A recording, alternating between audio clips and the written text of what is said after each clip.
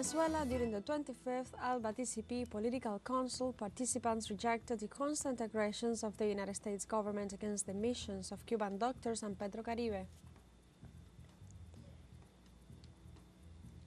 In Myanmar, the United Nations estimates that around 20 million people were affected in various ways by last Friday's 7.7 magnitude earthquake. And in Palestine, Hamas has accepted a new ceasefire proposal presented by Egypt and Qatar, according to a senior official from the Islamic Resistance Movement of Palestine. Hello and welcome to From the South. I'm Alejandra Garcia from teleSUR Studios in Havana, Cuba. We begin with the news.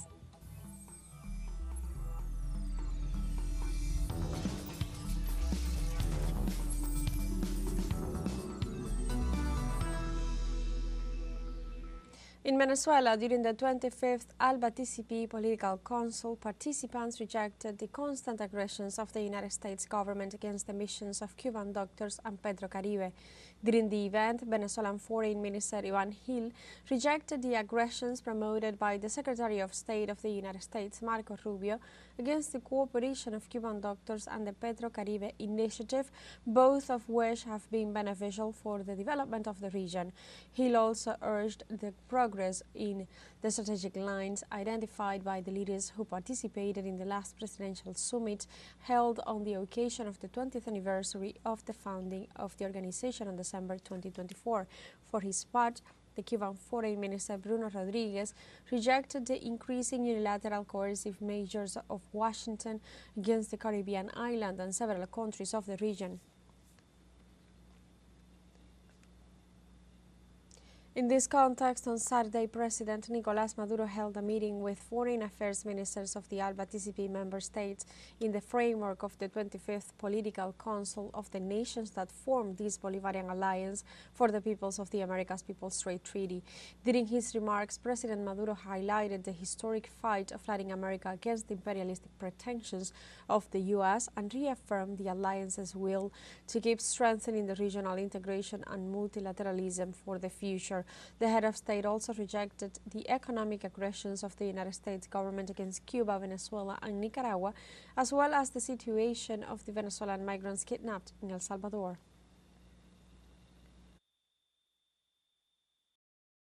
They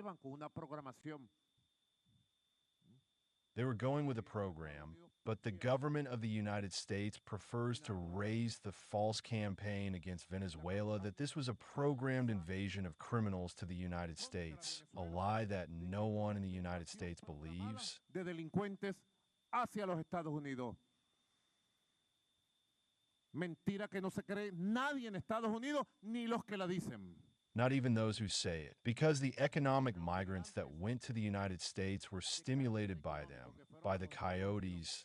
They were placed in the main cities of the United States by the coyotes, and the great absolute majority are people who dedicated themselves to work for themselves and their families. Now, Mayoría absoluta son gente que se dedicaba a trabajar para ellos. they want to justify with a big lie the aggressions they are making against Venezuela.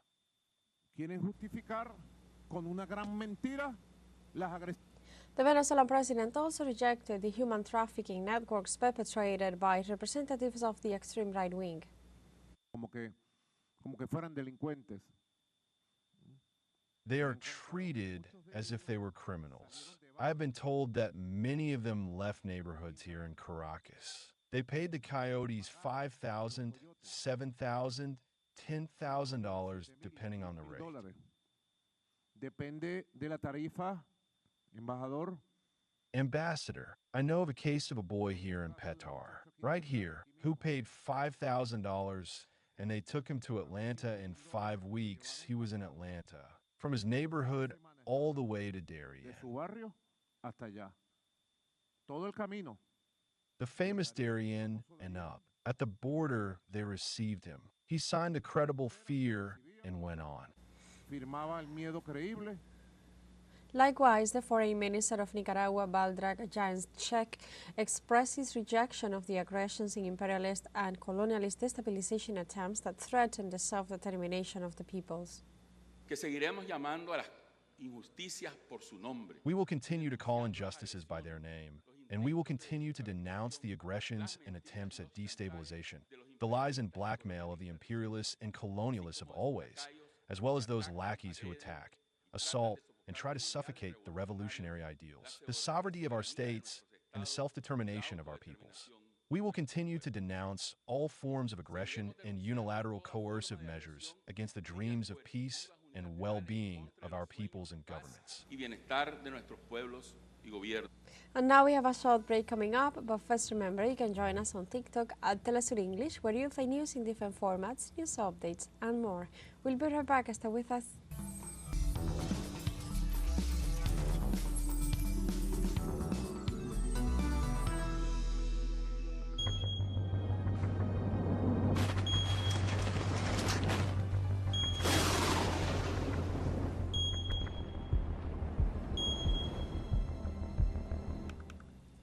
Welcome back. In Myanmar, the United Nations estimates that around 20 million people were affected in various ways by last Friday's 7.7 magnitude earthquake. The United Nations coordinator in Myanmar, Marco Luigi Corsi, said that at least a third of the population is suffering the consequences of the powerful tremor. The damage documented by the United Nations includes 1,690 houses, 670 monasteries, 60 schools and 3 large bridges.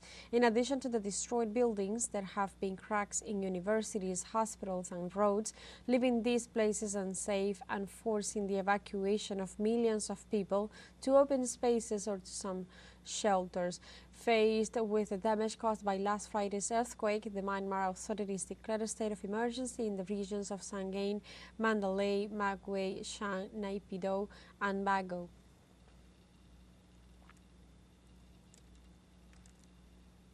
Rescue work continues in Bangkok, the Thai capital, following the 7.7 earthquake that had its epicenter in Myanmar.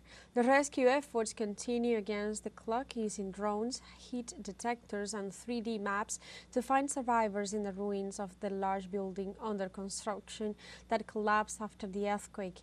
In this sense, the local governor, Shatchart Stitpunt, stated that a dozen people died, most of them workers of that construction.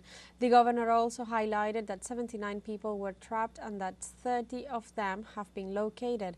Meanwhile, work continues with excavators and cranes to remove the 20-meter mountain of debris, together with drone and a remote-controlled robot with sensors and cameras.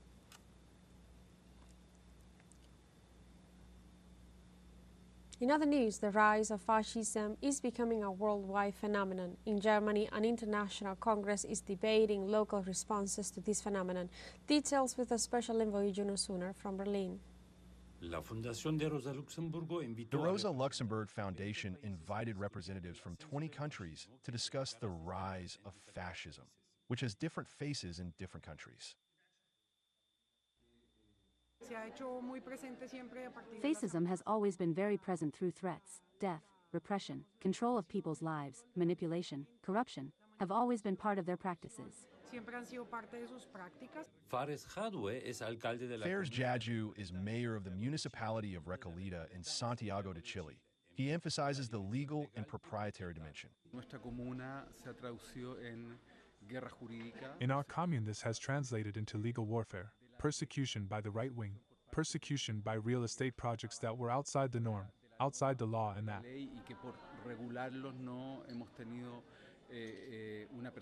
Because we have regulated them, we have had a very sharp judicial persecution, and somehow they seek to criminalize the action of the municipality.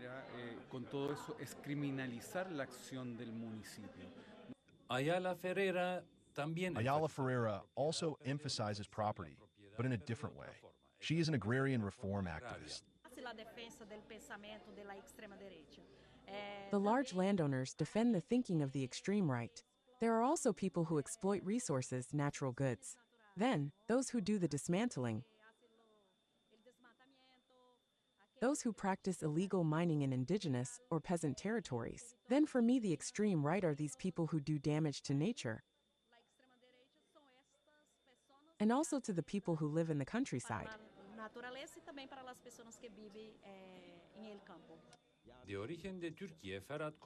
Of Turkish origin, Ferhat Kokuk worked in local politics in Berlin until he was elected to the German federal parliament in February. He reports acts of violence by fascists who also targeted him and his resistance. We organized extensively with churches, trade unions, but also with social democrats, Greens, and left-wing parties. Above all, what we did in the election campaign was to go on a house-to-house tour, talk to people, discuss with them their social problems, and then find solutions and mobilize them. Because every conversation is an act of anti-fascist resistance in times of hatred and resignation.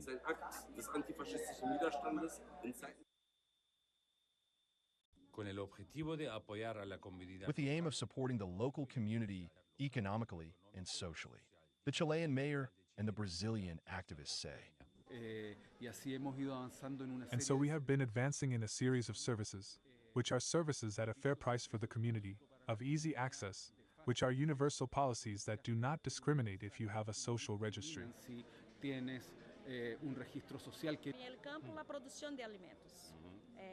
This is an example for those who live in the countryside, the production of healthy food, then agroecology as part of our practice of food production. We have to offer these diverse, healthy foods to people at a cost, at a fair price, especially for those who have low income. Local politicians and activists exchange their experiences and practices in order to establish more links in the global anti-fascist struggle. teleSUR, Berlin, Alemania. And we have a second short break coming up, but before we invite you to visit our Facebook page at teleSUR English, there you'll be able to watch our top stories, special live coverage and much more. Follow our page and activate the notification button to stay up to date on the world's most recent events. Fun a short break, we'll be right back.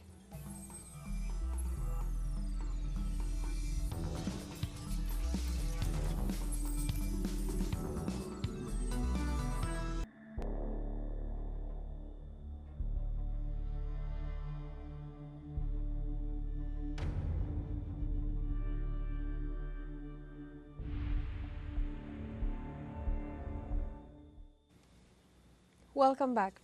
Hamas has accepted a new ceasefire proposal presented by Egypt and Qatar, according to a senior official from the Islamic Resistance Movement of Palestine. Khalil al-Hajja, deputy political chief of Hamas, announced the acceptance on Saturday, calling on Israel not to obstruct the agreement. Al-Hajja emphasized that the weapons of the resistance are a red line and that Palestinian fighters would continue to bear arms as long as Israel maintains its claim over regional territories. The proposal includes the establishment of a unity government in Gaza, composed of independent Palestinian figures, a 50-day ceasefire, and the release of 5 living Israeli prisoners by Hamas. While Israel Prime Minister Benjamin Netanyahu's office confirmed receipt of the proposal and stated it is under evaluation, Hamas warned that continued Israeli attacks could result in prisoners returning in coffins. This Sunday, Palestinians celebrated the ALBA-TCP prayer at the Al-Aqsa Mosque amidst access restrictions imposed by Israel. The Ministry of Religious Affairs said that the number of worshippers exceeded 120,000, most of them coming from the West Bank and other nearby areas. According to reports, the Israeli army deployed its military and set up checkpoints at the entrance to the city to prevent Palestinians from accessing the religious compound. Despite attempts by the occupation, Jerusalem registered a large influx of worshippers who joined in a prayer for Gaza. Also in Saudi Arabia, believers joined the Eid al-Fitr prayer celebration on Sunday. Thousands of religious faithful took part in the pilgrimage to the Great Mosque in Mecca to part in the religious event. Likewise, Muslims at the Prophet's Mosque in Medina joined the celebration, marking the end of the holy month of Ramadan.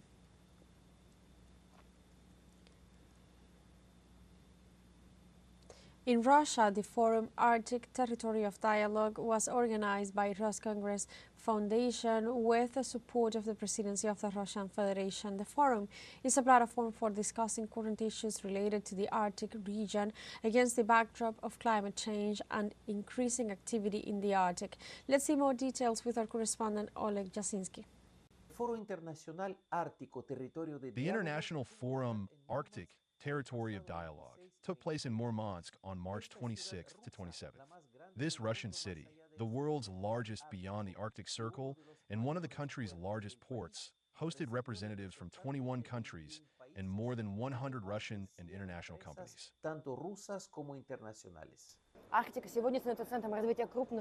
The Arctic is today becoming the center of development of major infrastructure projects of global importance. This attracts small and medium-sized companies, which are already represented here and participate in this forum and in these large infrastructure projects. So those discussions and those issues that exist are benchmarks and legal accents that we will now establish, and that will provide a great platform for the development of the Arctic as a center of economic and logistic extension in the future.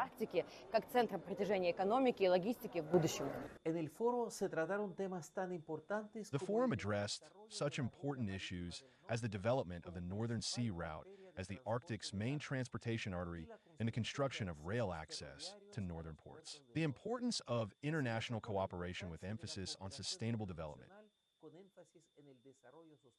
ecosystem conservation, and social initiatives to improve the quality of life in the far north through the development of infrastructure and social programs was highlighted.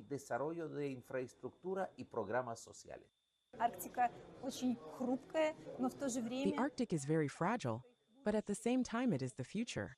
And it is first and foremost the possibility of developing the Northern Sea Route. The Arctic is the endless expanse of the Arctic zone, where people also live, and the distance between the cities is small. The Arctic today is rich in its natural resources. The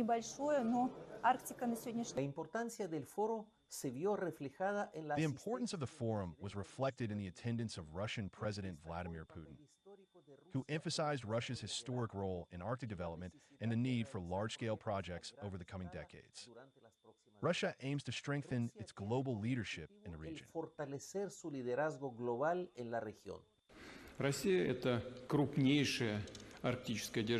Russia is the greatest Arctic power. We have advocated and continue to advocate today for equal cooperation in the region, including scientific research, biodiversity protection, climate issues, emergency response, and, of course, economic and industrial development in the Arctic. Moreover, we are ready to work together not only with the Arctic states, but with all those who, like us, share responsibility for a stable and sustainable future for the planet and are capable of making balanced decisions for the coming decades. Its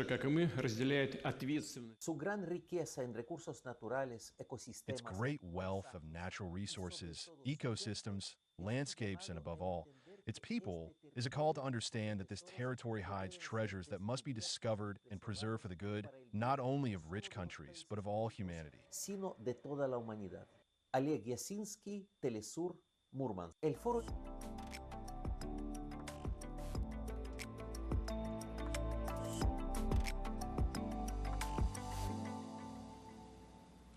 In Portugal, a chocolate festival has offered a taste of the so-called Dubai chocolate to hundreds of visitors. The chocolate is believed to have been originally created by a Middle Eastern startup.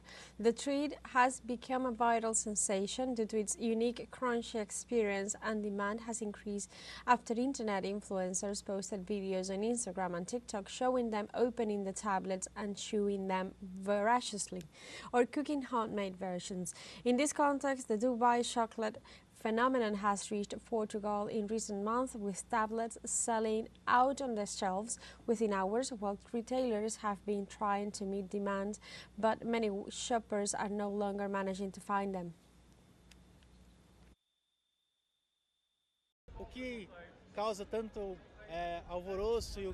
What causes so much uproar is the famous pistachio, the Kadayf pastry, also top quality chocolate, unique ingredients, the pistachio filling, a lot of pistachio. Everyone followed the process, and I explained about it a bit with my team. And now the moment to break it into pieces and celebrate with all the visitors. And like this, we have come to the end of this news brief, but you can find these and many other stories on our website at telesurenglish.net, and join us on social media. We are on Facebook, X, Instagram, Telegram, and TikTok as well. For Telesur English, I'm Alejandra Garcia. Thank you for watching.